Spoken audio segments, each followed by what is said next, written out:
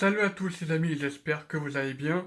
On se retrouve pour un épisode, deuxième épisode de ma série, deuxième vidéo de la série des top 2022 pour la WWE. C'est parti, on va faire le top 5 des rivalités. Alors, première rivalité dont je voudrais vous parler, qui est en numéro 5, c'est Roman Reigns contre Seth Rollins pour le Royal Rumble 2022. L'histoire est assez basique. Roman Reigns revient de Covid. Il n'a pas pu combattre contre Brock Lesnar qui lui s'est greffé pour le titre mondial. Il a battu Biggie ainsi que Seth Rollins et Bobby Lashley. Ensuite, il va tout simplement défier Seth... Roman Reigns va tout simplement défier Seth Rollins. Ou plutôt, c'est plutôt Seth Rollins qui va s'amener à Reigns en faisant un jeu un peu mental, des provocations mentales.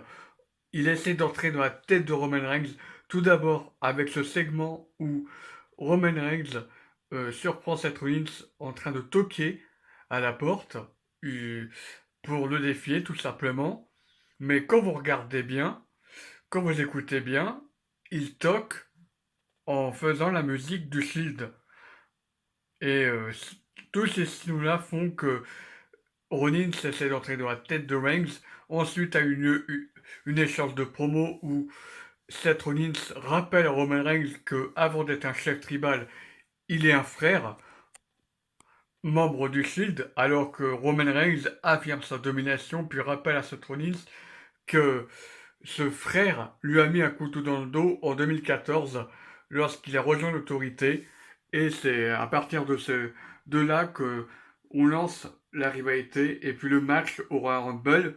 Ensuite, on a l'entrée de Seth Rollins avec l'entrée du Shield.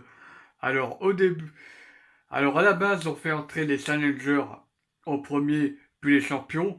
Mais là, c'était totalement spécial. C'était l'opener du show. Ils ont fait exprès d'entrer Roman Reigns, de faire entrer Roman Reigns champion pour une raison simple.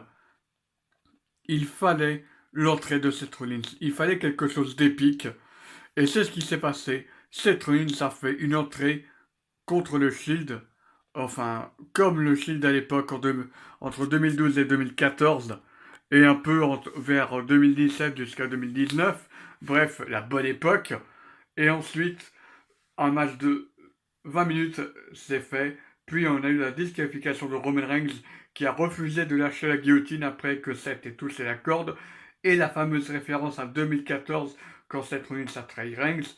Et bien, c'est passé la même chose. Tout ça pour conclure une belle rivalité. Mais pour moi, ce n'est que le début. C'était une bonne rivalité où les deux restent forts. Voilà, j'ai bien aimé cette rivalité avec toutes les références autour du Shield. C'est pour ça que je la mets en cinquième position. Quatrième position, les amis, je vais encore parler de Seth Rollins, mais cette fois, je vais parler du match contre Matt Riddle. En fait, il y a eu un match d'abord, c'est passé de la façon suivante, où Seth Rollins devait affronter Riddle à SummerSlam. Finalement, il y a eu une baston à la place. Ensuite, on a eu pour une rivalité personnelle à Crown Jewel puis à Clash at the Castle et à Extreme Rules. C'est une rivalité personnelle où Rollins se moquait de Riddle du fait qu'il était seul depuis quand Randy s'est blessé et puis il s'est moqué de la vraie vie de Riddle, le fait qu'il soit addict à la drogue, le fait qu'il ait des problèmes avec ses enfants et tout. C'était vraiment devenu une rivalité personnelle. Et ensuite, ça s'est terminé avec le fameux match Extreme Rules dans une cage avec Daniel Cormier en arbitre spécial, victoire de Riddle. C'était un bon match, ce Extreme Rules Fight 8 match, et puis ça conclut une très bonne rivalité entre les deux catcheurs qui était personnelle. J'ai bien aimé le rôle de heel de Seth Rollins durant cette période. Et ensuite, je vais parler d'une autre rivalité. Cette fois, je vais parler de Bianca Belair contre Becky Lynch. Alors, ça s'est passé de la façon suivante. Bianca Belair a été censée affronter Sasha Banks. Finalement, Becky Lynch fait son retour et puis elle bat Bianca Belair en moins de 30 secondes. Ensuite, il y a eu un match retour à Canjoul accompagné de Sasha Banks où Becky conserve son titre. Ensuite arrive le Royal Rumble où tout d'abord Bianca ne parvient pas à conserver son titre. Doudrop essaie de battre Becky Lynch, sauf qu'elle échoue. Et puis arrive l'Elimination Chamber où Becky Lynch, elle conserve son titre. Et puis Belair obtient un match à WrestleMania pour défier Becky Lynch. Et nous avons un 1 contre 1 entre les deux où Becky Lynch met en avant Bianca Belair. Elle va permettre à Bianca Belair de remporter le titre de Raw.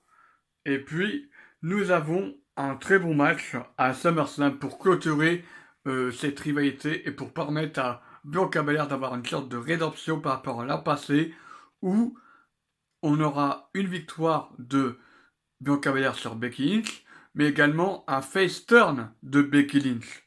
Je m'explique par rapport au face turn. Nous avons tout simplement la foule qui acclame les deux catcheuses et puis Damage Control qui fait ses débuts afin de confronter les deux catcheuses. Et c'est comme ça que s'est terminé l'arc Bianca Belair, Becky Lynch. En numéro 2, je vais parler de Cody Rhodes contre Seth Rollins. Ça s'est passé de la façon suivante. Seth Rollins cherchait un adversaire durant sa route à WrestleMania. Il n'y en avait pas. Il était en alliance entre guillemets avec Kevin Owens, qui lui a affronté Stone Cold de son côté. Ensuite, nous avons Seth Rollins qui lui cherche continuellement un adversaire. Il arrive à s'en faire dans le bureau de Vince McMahon qui lui annonce qu'il a un adversaire mystère pour WrestleMania. WrestleMania arrive et puis nous avons le retour de l'année, du moins l'un des retours de l'année, Cody Rhodes qui fait son retour à la WWE 6 ans après son départ en tant que Stardust où il a su construire entre guillemets une grosse réputation dans le circuit indépendant, notamment à la AEW, à la Impact Wrestling et à la Ring of Honor, et puis à la New Japan. Donc dans ces 4 fédérations, Cody s'est forgé un nom et il a le même personnage qu'il avait à la AEW, pardon, à savoir The American Nightmare. Et ensuite, il va battre Seth Rollins à WrestleMania. Rollins le défie pour WrestleMania Backlash. Le match retour. 2-0 pour Cody Rhodes. Et puis, arrive le moment culminant. Seth Rollins qui défie Cody Rhodes pour un énième match lors de Hell in a Cell. Entre-temps, malheureusement, Cody Rhodes se blesse au pectoral juste avant le show, pendant un entraînement. Les médecins étaient très inquiets. Finalement, il va quand même combattre parce que c'est une déchirure complète du pectoral. Donc, il n'y a plus aucun risque d'aggravation de blessure comparé à une déchirure partielle. Donc, Cody a dû nous montrer cette horreur que tout le monde a vue. Et il nous a pas fait un match de 5 minutes. Non, non, non, non, non, non, non. 20 minutes de torture, 20 minutes de barbarie, où Cody Rhodes va finir vainqueur et où Cody Rhodes va être crédible pendant un bon moment, puisqu'il va se blesser à cause de Seth Rollins qui, lui, va tout simplement blesser Cody Rhodes le lendemain, juste après Hell in a Cell. Je suis prêt à parier que si Rhodes bat tout le monde au Rumble, je suis persuadé qu'il y aura une rivalité de transition avec Seth Rollins. C'est pas impossible qu'il y ait une petite rivalité comme ça entre les deux. Ou bien après WrestleMania, s'il bat Roman Reigns, dans la plus grande logique. Voilà, c'est mon avis. En tout cas, j'ai hâte de voir ce que ça va donner pour Cody Rhodes en 2023. Et en numéro 1, je ne peux pas faire autrement que mettre Roman Reigns contre Brock Lesnar. Une rivalité qui a duré longtemps et ça a commencé lors de SummerSlam 2020. Après avoir battu John Cena, Brock Lesnar vient confronter Roman Reigns. Ensuite, nous avons un match à Crown Jewel où Paul Heyman, dans un stratagème indécis, parvient à faire semer le doute. Et puis Roman Reigns bat Brock Lesnar avec les Usos et un coup de ceinture pour le compte de 3. Ensuite, nous avons tout simplement un match organisé pour Day One, mais qui finalement n'a pas eu lieu. Finalement, nous avons Roman Reigns qui va conserver son titre universel, et puis contre Seth Rollins par disqualification. Puis de l'autre côté, nous avons malheureusement Brock Lesnar qui va perdre son titre mondial suite à une distraction de Roman Reigns, justement.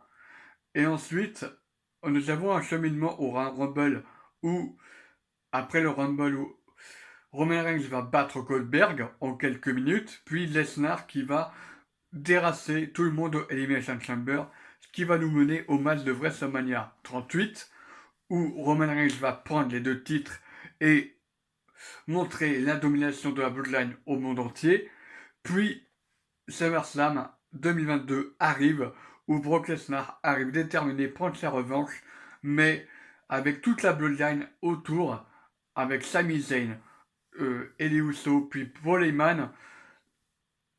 Alors c'était avant que Solo Sikoa arrive, mais je pense qu'avec ou sans Solo Sikoa, ça n'aurait rien changé, puisque Brock Lesnar ne parvient pas à battre Roman Reigns, et Roman Reigns conserve son titre lors du Last Man Standing totalement fou, où Lesnar va démolir le ring avec une pelleteuse. Oui, oui, vous ne rêvez pas, il a démoli le ring avec une pelleteuse. Les images sont impressionnantes. Et c'est ainsi que se termine mon classement des rivalités. Merci d'avoir regardé cette vidéo. Prenez soin de vous. C'était Antox. Ciao à tous.